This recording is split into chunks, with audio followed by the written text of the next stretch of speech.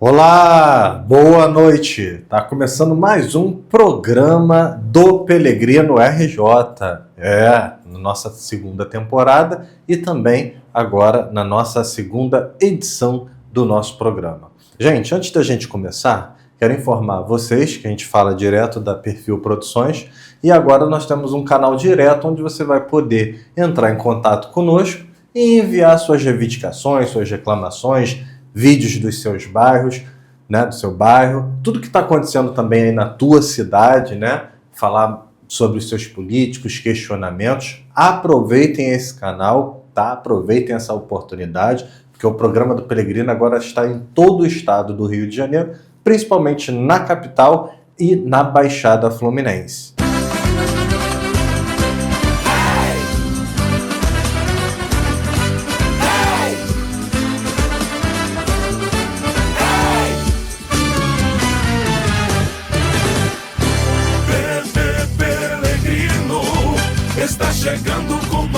E aqui embaixo está aparecendo o nosso WhatsApp e também o nosso Instagram. Houve algumas modificações. Nós temos um novo número de WhatsApp, tá? Que funciona 24 horas por dia, ao qual você vai poder entrar em contato e mandar vídeo, recado, tudo isso pra gente, tá aparecendo aqui embaixo. E o nosso Instagram também, que agora é Pelegrino RJ, tá? Tudo isso a gente vai estar sempre atento lá. E acompanhe a gente também no nosso canal no YouTube. Conto muito com vocês para que a gente possa continuar aí fazendo esse trabalho maravilhoso aqui no programa do Pelegrino RJ, ok?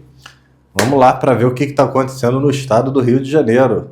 Olha, em retaliação ao governador, os deputados do Rio de Janeiro, da Assembleia Legislativa, ameaçaram divulgar na semana passada uma suposta lista com as amantes dos desembargadores que recebem sem trabalhar dentro da própria Alerj. O desembargador Ricardo Couto, governador em exercício do Rio de Janeiro, já exonerou mais de 1.600 funcionários fantasmas, apadrinhados de políticos que davam sustentação ao ex-governador do PL, Cláudio Castro. Insatisfeitos com o choque de austeridade e transparência que o desembargador Ricardo Couto, governador em exercício do Rio de Janeiro, está imprimindo na administração pública, deputados estaduais fizeram uma ameaça inusitada. Prometeram divulgar a lista de supostas amantes de desembargadores que recebem, mas não trabalham na Assembleia Legislativa do Rio, a Alerj. Seria uma retaliação dos deputados após a exoneração de mais de 1.600 funcionários fantasmas da máquina estadual? Alguns deles nem sequer tinham crachá ou acesso aos sistemas de computadores do Estado, caracterizando aí funcionários fantasmas. Também houve uma investigação, dá uma seguradinha aí, produção. Também houve uma investigação onde se apura que alguns vereadores da Baixada Fluminense, pasmem com essa informação que eu vou dizer para vocês, hein, aqui no programa do Pelegrino. Alguns vereadores da Baixada Fluminense e que são de apoio de... Segura aí, produção. Alguns vereadores que são da Baixada Fluminense e que apoiam, né, alguns deputados da Assembleia estão nomeando parentes na Assembleia Legislativa. É isso mesmo, população. Estão nomeando filha, estão nomeando a esposa, estão nomeando o marido, estão nomeando a tia, estão nomeando o tio. Tá uma farra, uma troca de nomeações fantasmas para onerar os cofres públicos. Eu fiz esse balanço.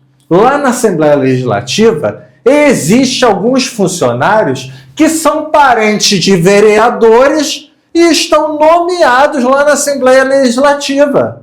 E o nosso programa aqui vai revelar quem são esses, espalhados por toda a Baixada Fluminense, pela região serrana, pela região dos lagos, em Niterói, na Costa Verde. É isso mesmo. Mas que troca de favores é essa? Aonde o deputado usa do cargo para nomear parentes de vereadores no seu gabinete. E, por outro lado, os vereadores nomeiam os parentes dos deputados em seus gabinetes municipais, nas câmaras municipais. Isso é um absurdo. Tem até prefeito com nomeação na LERJ, população. Mas agora acabou. Nós vamos fiscalizar, nós vamos mostrar os nomes. Vai acabar. Essa palhaçada no estado do Rio de Janeiro tem que acabar. Essa farra com o dinheiro público tem que acabar. Por isso, eu dou parabéns para o desembargador e governador em exercício, Ricardo Couto. Bota a foto dele aqui atrás, produção, para quem não conhece ver. Que ele está fazendo um excelente trabalho de enxugar a máquina pública. Porque o dinheiro público tem que ser do povo, para cuidar do povo, das escolas, dos hospitais, entendeu? Da segurança, porque no estado do Rio não tem segurança pública. Muitos hoje têm os seus carros roubados, suas motos roubadas, seus aparelhos celulares roubados. É assalto a pedestre. E o governo do estado não tem qualificação, não tem como, deixa eu desabotoar aqui que estou sem respirar um pouco, não tem como cuidar, entendeu? Da segurança do nosso estado. Nós estamos entregues à bandidagem e os políticos não estão nem aí, não fazem nada. A Secretaria de Segurança Pública do Estado do Rio de Janeiro está jogada às traças. Ninguém toma uma atitude. Enquanto isso, o crime assola a população. É assalto em ônibus, em ponto de ônibus, a estudantes, a trabalhadores que acordam cedo. Nós precisamos acabar com essa farra do dinheiro público. Precisamos, desde já, acabar com a corrupção no nosso estado. Por que essa corrupção toda acontece? Por causa desses políticos, entendeu? Agora, onde você vê esposa de vereador nomeada na Assembleia Legislativa sem ir trabalhar, como tem muitos na Baixada, marido de vereadora, de prefeita, nomeado na Assembleia Legislativa do Estado do Rio de Janeiro, que escândalo, que vergonha, em pleno ano eleitoral, população. Nós precisamos dar um basta nisso. Basta. Por isso que o programa do Pelegrino RJ vai apurar e vai trazer. Nós já apuramos alguns, nós já levantamos algum. Mas aqui, ó, nós não temos conchavo com ninguém, não. Aqui tora mesmo. Aqui é Ministério Público. Aqui é Tribunal de Contas. Entendeu? Aqui não tem colher de chá, não. Nós estamos de olho. Seropédica, Itaguaí, Mangaratiba, Queimados, Japeri, né? Nova Iguaçu, Mesquita, Nilópolis, né? Toda a Baixada aí nós estamos de olho, tá entendendo? Duque de Caxias. Então nós estamos de olho na região metropolitana, região serrana, Rio das Ostras, Macaé, tem uma lista enorme, entendeu? E no decorrer dos programas do Pelegrino aqui você vai saber que aqui a gente bota pra torar. Roda a vinheta aí, produção, para mim recuperar o ar e continuar com a pauta. Gente, como a gente estava falando lá sobre os funcionários fantasma lá na LERJ, o que a gente descobriu? Que todos eram apadrinhados por políticos que davam sustentação ao ex-governador Cláudio Castro, que renunciou e depois teve o mandato cassado por abuso de poder, né? E o grupo que teve a audácia de verbalizar a intimidação à base do apoio de Cláudio Castro é de Douglas Ruas, presidente da LERJ e pré-candidato ao governo do estado do Rio pelo partido PL. Esses parlamentares, eles são conhecidos como aloprados. Isso mesmo, aloprados desse político que está tentando minar o governo interino do desembargador Ricardo Couto, o nome dele? Isso aí, Ricardo Couto. Tanto nome, Couto, Castro. Bom, em nota enviada após as publicações, a LERJ disse que a narrativa apresentada na publicação não corresponde à realidade institucional da Casa, né, da Assembleia, e que mantém relação republicana, respeitosa e independente com o Tribunal de Justiça do Estado do Rio de Janeiro, declarando que não houve qualquer deliberação institucional que possa amparar as alegações divulgadas, né? As alegações aí de que os desembargadores tinham nomeado amantes lá na Assembleia Legislativa, né? Então tá uma briga institucional aí para ver quem senta na cadeira de governador nesse ano tão importante. Vamos para a próxima. Bom, vamos que vamos. Quem são os pré-candidatos ao governo do Estado de 2026? Você deve estar se perguntando aí, né? Estamos em maio já, mês que vem já é junho, julho começa as convenções, vai até agosto. Nós separamos aqui alguns nomes, né, que estão sendo citados aí como possíveis pré-candidatos ao governo do Estado. Nós temos aí André Marinho, do Partido Novo, André Português, do Republicanos, Bombeiro Rafa, do Missão, Ciro Garcia, do PSTU, Douglas Ruas, presidente da Alerj, pelo PL, Eduardo Paes, ex-prefeito do Rio de Janeiro, pelo partido PSD, Juliette Pantoja, do União Progressista, Unidade Popular, Luan Monteiro, pelo PCO, e William Siri, pelo PSOL. Esses já anunciaram a intenção de concorrer. Olha, se vocês acham que a política na Baixada Fluminense não tá pegando fogo, tá sim. Tem prefeito aí que abriu mão da prefeitura para concorrer a cargo aí no Senado, né? Para concorrer a cargos estaduais e tal, tudo mais, mas existem alguns fantasmas aí que o assombram. Olha só a história desse prefeito aí. Canela é alvo de investigação do Ministério Público, né? Conforme foi divulgado nesta terça-feira, dia 19, pelo colunista do Metrópolis, Tássio Lohan, o pré-candidato do União Brasil ao Senado pelo Estado do Rio de Janeiro, Márcio Canela, está aparecendo aí na foto, está sendo investigado pelo Ministério Público, onde corre em segredo de justiça, né, ou sob sigilo, procedimentos para apurar denúncia de supostos crimes colocados na conta dele.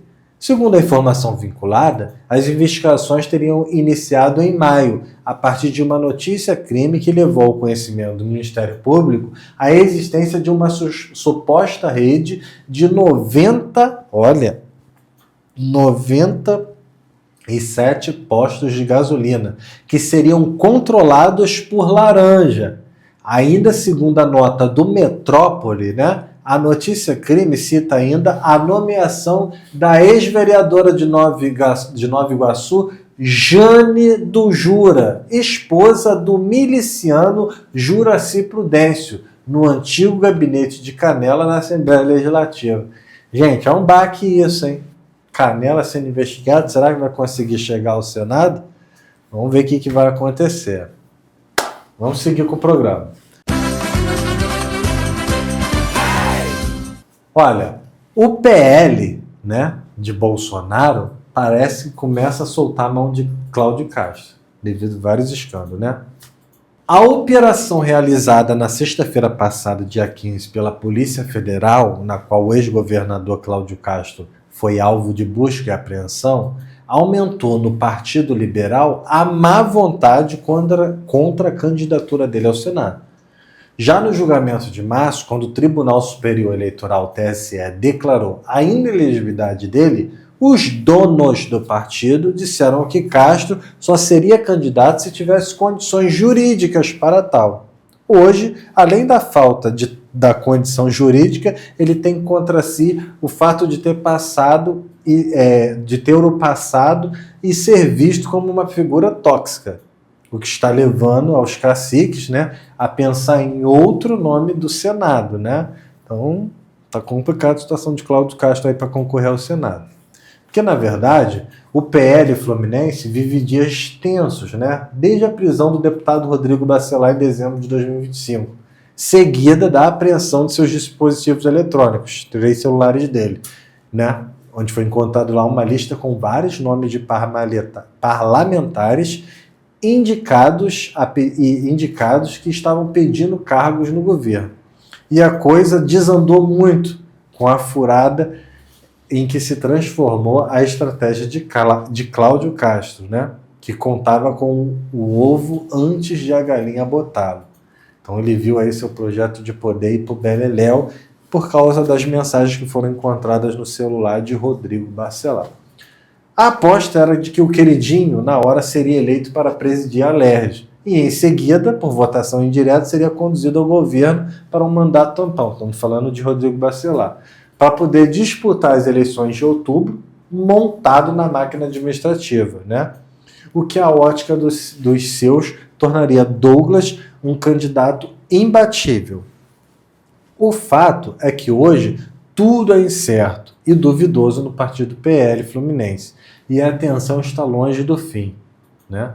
A coisa está tão esquisita dentro do partido que Douglas Ruas, né, nome escolhido aí para concorrer ao governo, está sendo aconselhado a cuidar de si, né, disputando a reeleição, pois acreditam que ele conseguiria uma vitória fácil e nem precisaria sair de São Gonçalo, seu reduto eleitoral. Olha que doideira. Então, quer dizer, só resumindo aqui para vocês, o PL está decidindo aí que Douglas Ruas, em vez de concorrer ao governo do Estado, dá uma segurada aí, produção, em vez de concorrer ao governo do Estado, ele concorra novamente a deputado estadual. E aí se candidate para presidente da LERJ, entendeu? Para aumentar ainda mais o clima de tensão, estão comentando nos ambientes do poder que a operação de sexta-feira pode ter sido apenas o começo, né?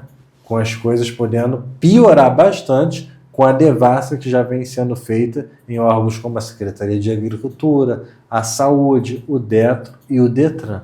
Eu acho que esse Douglas Ruas aí deveria se candidatar a deputado estadual e deixar esse negócio de governador de lado, porque o PL está bem queimado no Rio de Janeiro, né? Devido aos escândalos, tá, gente?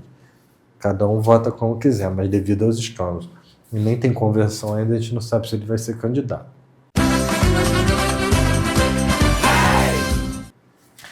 Vamos agora para Nilópolis. Nilópolis. Por falta de provas, a ação por abuso de poder econômico contra prefeito é julgada improcedente.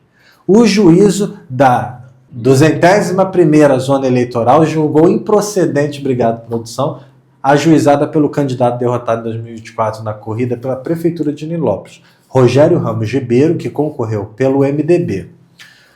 O vencido nas urnas apresentou denúncia contra o prefeito reeleito Abraão Davi Neto, vice Álvaro Cunha e candidato a vereador Alexandro Pedrosa, representados no processo pelos advogados Eduardo Damião e Márcio Alvim Trindade. Os três foram acusados de prática de abuso econômico e captação ilícita de sufrágio, a popular compra de votos, né, que acontece, o que se julgado procedente poderia resultar em eleição suplementar no município. Olha que doideira, né? A gente teve alguns municípios aí com eleição suplementar, né? E agora Nilópolis e também Itaguaí podem ter eleição suplementar. Doideira, né? A narrativa acusatória foi estruturada em grande medida a partir de elementos escolhidos em sede inquisitorial, notadamente decorrente de diligência realizada pela Polícia Federal na véspera do pleito, ocasião em que foram apreendidos valores em espécie, lista contendo nomes e números e material de campanha eleitoral. Todavia, a transposição desses elementos para o plano judicial não se deu de forma suficiente a sustentar a pretensão sancionatória.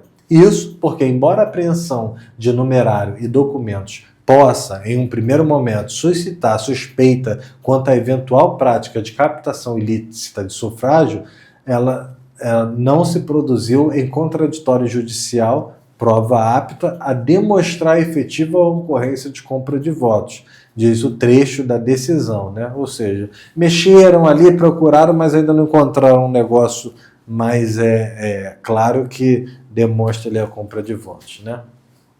O redator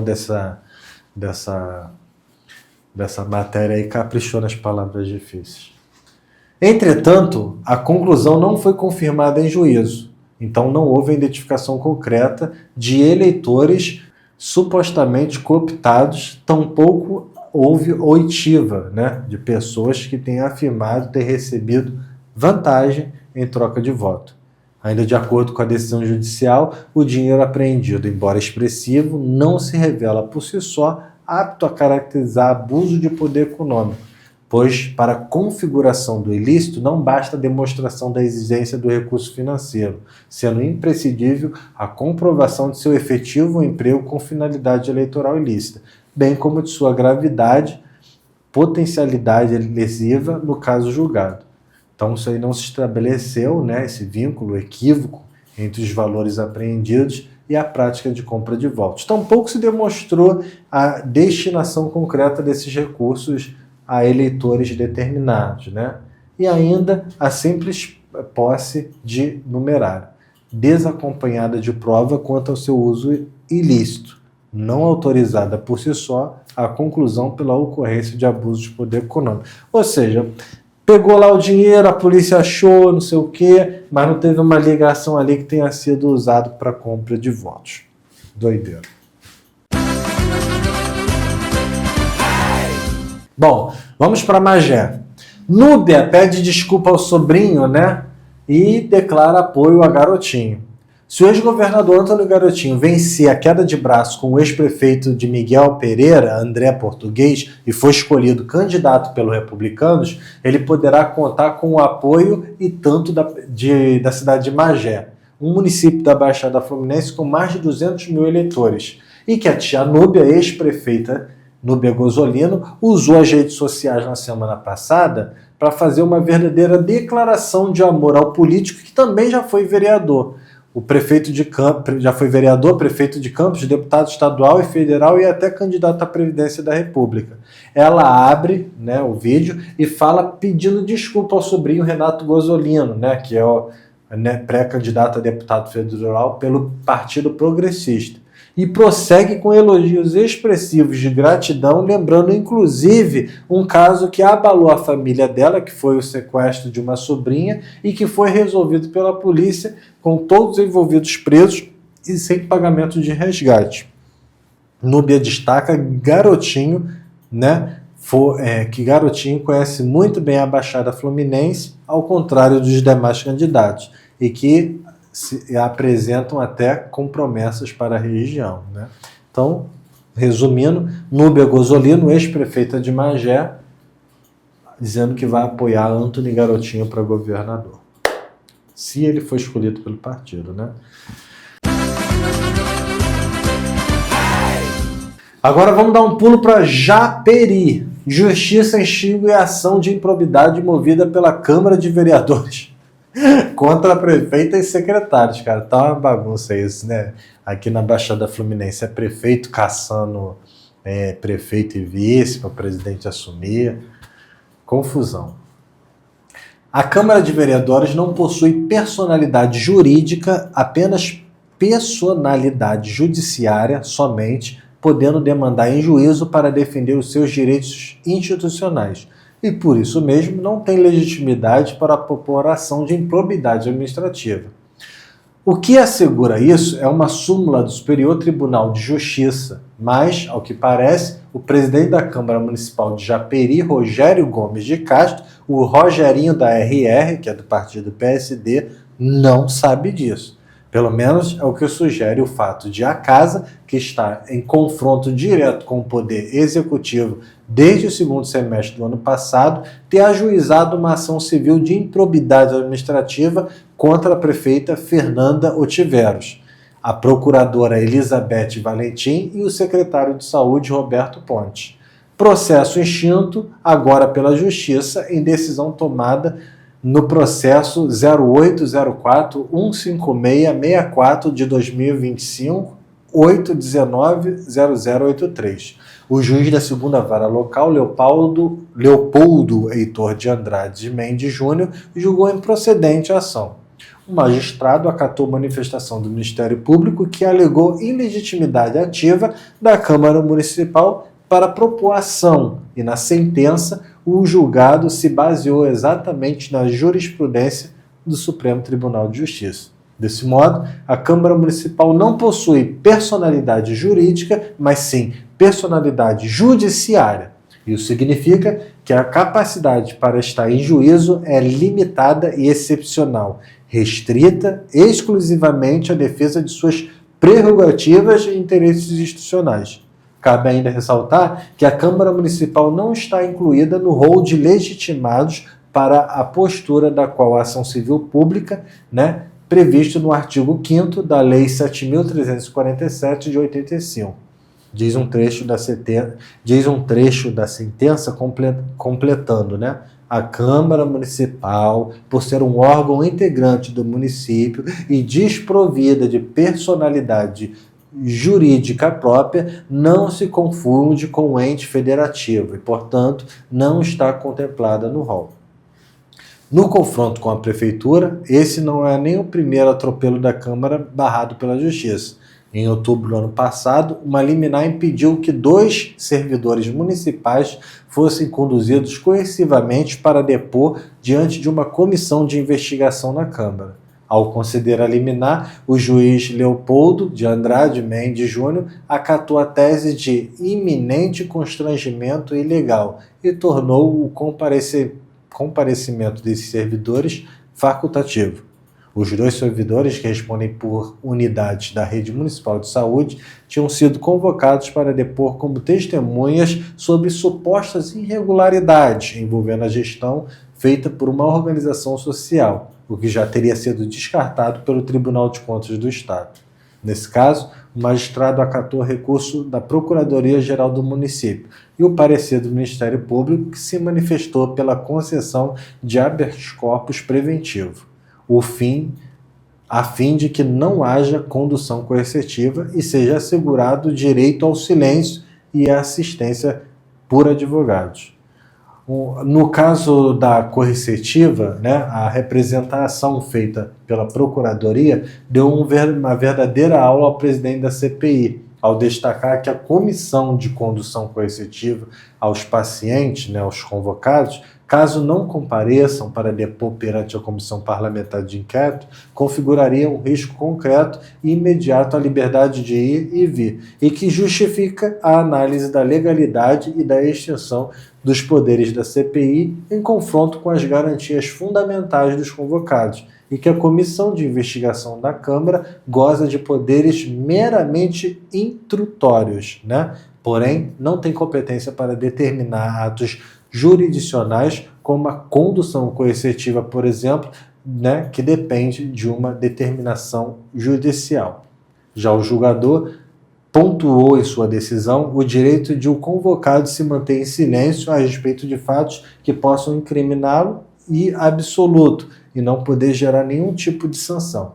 E assim sendo, a invocação do direito de silêncio não implica confissão dolo, ou seja, de má-fé, ou algum tipo de presunção em desfavor dos pacientes e a prerrogativa da Comissão Parlamentar de Inquérito de convocar para depoimento presencial subsiste desde que assegurados a garantia já deferida e não condução coercitiva, salvo por determinação judicial, direito ao silêncio, assistência de advogado que afastam constrangimento legal e liberdade. Então, vocês entenderam isso aí?